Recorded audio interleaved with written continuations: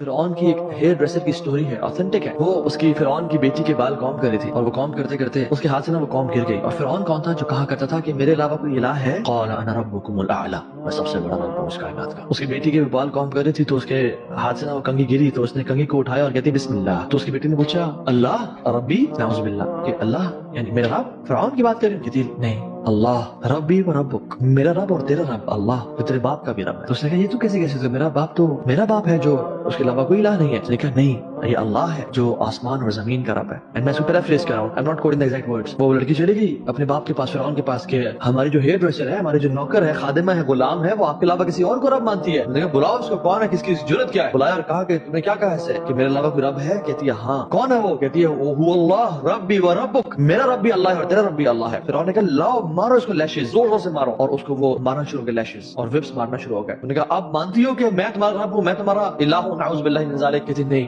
وہ اللہ ہے ربی و ربک، میرا رب اور تیرا رب۔ تو اس کو ٹارچر دیتا کہ حتیٰ کہ اس کو بہت غصہ آیا۔ اس نے کہا ایک بہت بڑا برتن منگواؤ، like you know big iron کا ایک برتن، جس میں انہوں نے تیل ڈالا اور تیل کو ابالا شروع کر دیا، اور کہا اس کے 5 بچے تھے، ہیئر ڈریسر کے 5 بچوں کو بلاؤ۔ اور جب 5 بچوں کو بلایا تو ایک کے بعد دوسرے کو پھینکتے گئے، اور اس کا ایک جو سب سے چھوٹا بچہ تھا وہ دودھ پیتا تھا، اس کے ہاتھ اسی گود میں تھا۔ جب اس کا آخری بچے کو پھینکنے لگے، چھیننے لگے، تو اس کا دل نرم ہو گیا اور پگھل گیا اور وہ پھسلنے لگی۔ تو اللہ تعالیٰ نے اس کے بیٹے کو بلوا دیا۔ جو کچھ بچے ہیں نا کائنات کی ہسٹری میں جو گود میں بولے تھے، ان میں سے ایک فرعون کی ہیئر ڈریسر کا بیٹا تھا۔ وہ کیا کہتے ہیں اپنی ماں سے، اصبری یا امی، اصبری یا امی، انک علی الحق، ماں آپ صبر کریں، آپ حق پہ ہیں۔ ان اللہ قد وعدتک بجنہ، اے میری ماں، اللہ نے آپ سے جنت کا وعدہ کر دیا، صبر کریں، کمزور نہیں پڑنا۔ اور اللہ نے اس کو استقامت دی اور اس کے بچے کو بھی لے کے پھینک دیا۔ اور جب اس کی باری آئی، وہ کہتی ہے فرعون تیرے سے آخری ریکویسٹ ہے، تو مانے گا یا نہیں مانے گا وہ تیری مرضی ہے، لیکن میری طرف سے آخری ریکویسٹ۔ اس نے کہا کیا؟ تو بول میں مانوں گا۔ کہتی ہے کہ جب ہم سب جل جائیں اور مر جائیں اور ہماری ہڈیاں رہ جائیں تو بس تو ایک کام کرنا، ہماری ہڈیوں کو ایک قبر میں اکٹھا کر دینا۔ آئی وانٹ کہ